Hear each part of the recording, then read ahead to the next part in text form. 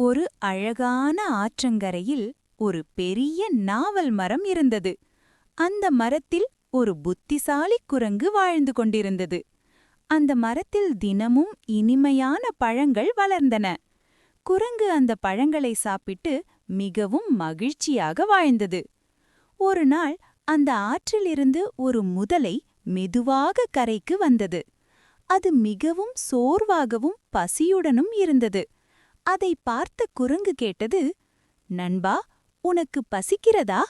முதலை சொன்னது, ஆம் நண்பா, எனக்கு ரொம்ப பசிக்குது. அதை கேட்ட குரங்கு உடனே மரத்தில் இருந்த சில இனிய பழங்களை பறித்து கீழே போட்டது. முதலை அவற்றை சாப்பிட்டதும் மிகவும் மகிழ்ச்சியடைந்தது. அந்த நாளிலிருந்து முதலையும் குரங்கும் நல்ல நண்பர்களாகிவிட்டனர். தினமும் முதலை ஆற்றங்கரைக்கு வந்து குரங்குடன் பேசும். குரங்கு மரத்திலிருந்து பழங்களை கொடுக்கும்.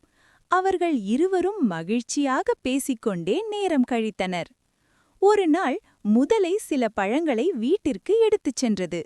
அதை முதலை மனைவி சாப்பிட்டதும் மிகவும் ஆச்சரியப்பட்டாள். வாவ், இந்த பழங்கள் ரொம்ப இனிமை என்று அவள் சொன்னாள். பின்னர் அவள் கேட்டாள், இந்த பழங்கள் எங்கே கிடைத்தது? முதலை சொன்னது, என் நண்பன் குரங்கு தினமும் இந்த பழங்களை தருகிறான். அதை கேட்ட முதலை மனைவிக்கு ஒரு வித்தியாசமான யோசனை வந்தது.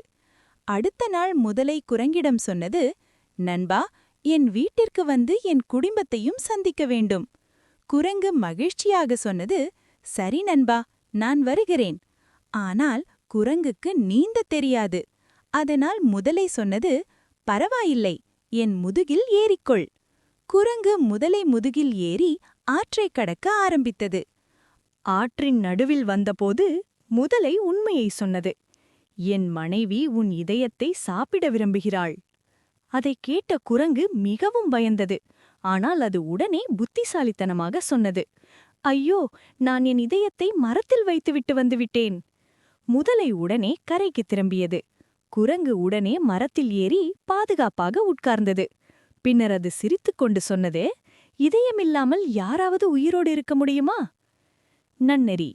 ஆபாய நேரத்தில் புத்திசாலித்தனமாக யோசித்தால் எந்த பிரச்சனையிலிருந்தும் தப்பிக்க முடியும். இந்த வீடியோ உங்களுக்கு பிடிச்சிருந்தா like, share and subscribe to R2Nest 01 channel for more videos.